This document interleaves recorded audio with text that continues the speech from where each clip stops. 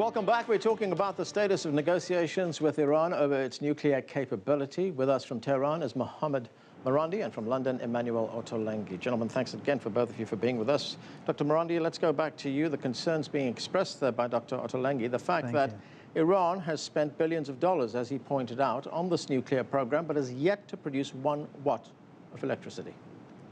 Well, I think if all his information is as inaccurate as the way in which he repeats my statements, then I think the problem becomes more complicated. With regards to the enriched uranium at 20%, again, that's an extraordinary statement that he's made. The fuel rods that Iran wanted for the Tehran reactor were fuel rods. They are used in the reactor. You cannot convert them to anything else. They've already been turned into fuel, and they are there to produce medical isotopes for cancer patients. You cannot convert them to anything else. This is something that we all knew at that time. And basically, the Americans were putting pressure on other countries to prevent them from selling Iran the fuel rods so that they could put pressure on the Iranians. But they were putting Iranian lives at risk, which is, of course, something that the Americans do. The sanctions that the Americans have unilaterally imposed upon the Iranians over the past couple of years, just a couple of years ago, created a medical crisis where and medicine shortages, which killed many cancer patients in this country. And there's no remorse from the United States, just as when they downed an Iranian airliner, there was no remorse, just as when they gave Saddam Hussein chemical weapons to use against Iranians, there was no remorse. But the fact remains that the United States has to come to respect Iran and its sovereignty, especially as the situation is becoming more difficult for the United States and Europe, with Ukraine, with China and the South China Sea. In this part of the world where the Americans, thanks to their misguided policies, they've created terrorism, a monster like in Syria and other parts of the region that is no longer controllable. The best way forward is for the Americans to reformulate their policies and to behave more reasonably. All right, Dr. Marandi, just the one issue that Dr. Ottolenghi did raise, and I'd be grateful if you could keep this brief, the fact that Iran has not produced any electricity despite this investment of billions of dollars in a nuclear program, which has led to suspicions, particularly in the United States, that this is not a program for peaceful means, peaceful purposes, rather. Well, actually, it's a good thing you raised that. First of all, Iran does have large mines. It can produce its own uranium. He does not have any evidence to reinforce that point. This is simply just the narrative that comes out of Washington. The Iranians do have a working nuclear reactor right now in Bushehr that produces electricity, and it's attached to the Iranian national grid. And therefore, yes, it does. And the amount of enriched uranium that Iran produces is not nearly enough for this single reactor. At the moment, Iran is purchasing the fuel from the Russians, but the Iranians also want to create more reactors because they've already they were half built before the revolution. They want to finish some of them and build new reactors. And also, the Iranians want to be capable of producing their own fuel. So, in case, in some occasion, if foreign countries are not prepared or are being forced not to provide Iran with the fuel, that they could produce it themselves. It's quite simple, actually.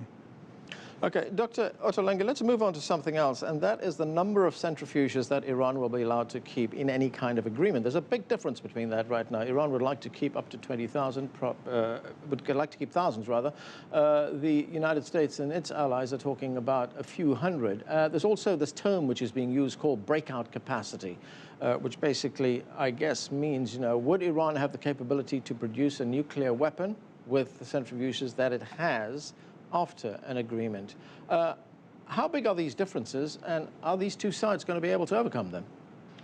There are significant differences because the Western and the P5+1 position indeed is trying to treat Iran with dignity and therefore recognize in principle a demand that they have and which is so important symbolically for them.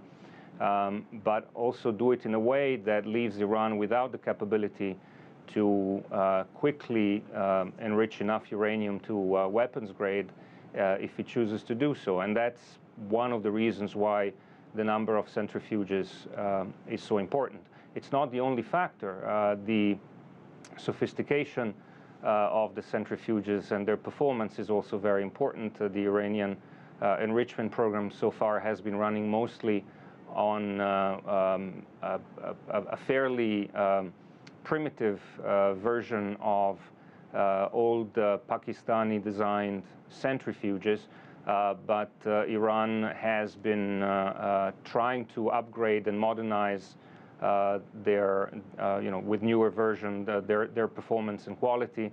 There are a small number of more advanced, not the criterion, much more advanced centrifuges can exponentially reduce the breakout once they're installed. So the issue is not just the number of centrifuges, the issue is also the ability of the international community to monitor in a much more intrusive fashion Iran's nuclear activities as we move forward.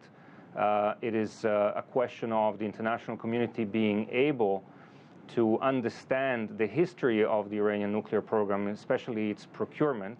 Talk about billions of dollars invested. Well, Iran, most of the clandestine facilities that were revealed by opposition groups in the early 2000s were built after the end of the Iran-Iraq war. We do not know exactly how much material Iran procured over time to build those facilities, and perhaps other that we're not aware of. We haven't been able to get an Iranian agreement. All right. Scientists be interviewed to answer probing questions. So the centrifuges are important.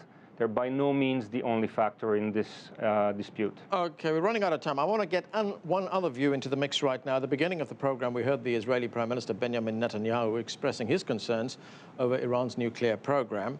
The Israeli leader's concern basically boils down to this. He is saying that if Iran is allowed to keep any enrichment capability whatsoever, that is even one centrifuge, it will result in the creation of nuclear weapons. Let's listen to all of what Netanyahu had to say.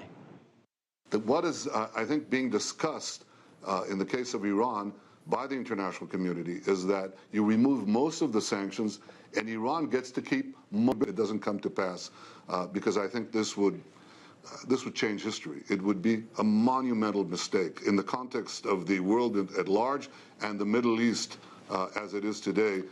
This would be a tragic, tragic outcome. Dr. Marandi, what do you make of those Israeli concerns, and what kind of assurance does or would Tehran be able to give, particularly the Israelis, that it will not be manufacturing nuclear weapons? Well, I don't give much credibility or any credibility to the head of an apartheid state, which is also holding hundreds of nuclear weapons. He's not a credible person, and neither is the Israeli regime of any credibility. But I think there are a couple of points that I have to raise with regards to what your other guest was saying about Iranian nuclear scientists. In fact, the reason why the Iranians are cautious about having their nuclear scientists interviewed is that a number of our nuclear scientists have been murdered through intelligence passed on by the IAEA to third bodies, most probably Israeli, through Western intelligence sources. Second of all, there are no clandestine. What's your Iranian, evidence for this sites. kind of All accusation the against the sites, IAEA? They've all been declared within the framework of international law. Every single site, if you go to the IAEA website, every single site in Iran was declared within the framework, the time frame that the NPT has stated that it must be declared in. So this again is a part of the Western narrative which has never been honest about Iran. This is nothing. That is why the international community, countries like the non-aligned movement, within the non-aligned movement, from the very beginning, they supported Iran's position.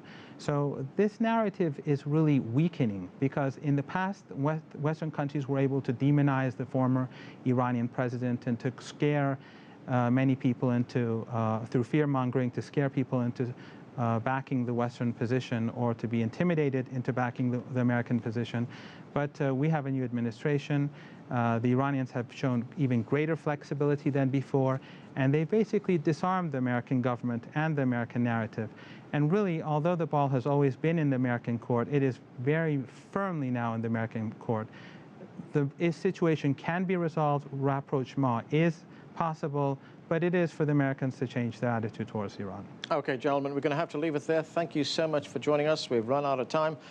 Dr. Mohammad Marandi, Dr. Emanuele Ottolenghi, thanks for joining us.